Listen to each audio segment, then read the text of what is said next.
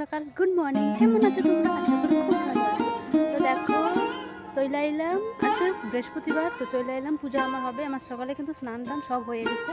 তো স্নান টান করে এখন আমি যাব পুজো করতে। সকালে কাজও সব হয়ে গেছে। তো দেখো প্রচুর ঠান্ডা, তাই জানি না কেমন, তোমাদের ওখানে কেমন ঠান্ডা জানি না। তো দেখো আমাদের গ্রামে প্রচুর ঠান্ডা, আর কুয়াশাও কিন্তু প্রচুর পড়েছে। তো কী করবো, চলো আজকের ব্লগটা তোমরা দেখবা কেমন হয়। তো দেখো আমাদের গাছে কত সুন্দর সুন্দর, গ্রামে দেখো লাউ ধরিছে। লাউগুলো ভালো হয়নি, ওই দেখো আরো ধরিছে।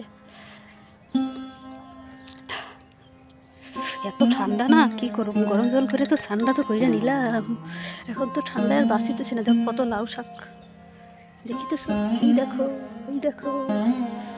আরে দেখছো এগুলা, এগুলা হচ্ছে পালন শাক, বোনা হয়েছে, এখন বড় হয় নাই কা। তো চলো পুরো ব্লগটা দেখতে থাকো। তো আমি এখন যাবো পুজো করতে। একটা হয়েছে লেবু গাছ, আরও কত কিছু থাকে আমাদের গ্রামে। এটা হচ্ছে নারকেল গাছ, এই দেখতে পাচ্ছ, এইটা হয়েছে নারকেল গাছ, আমার দাদু মুইনা দিয়ে গেছে। তো কত বড় হয়ে গেছে, 3 বছর হয়েছে।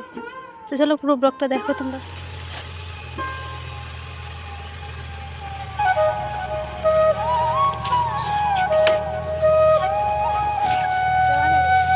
তুমি যাও কাকে এই বস।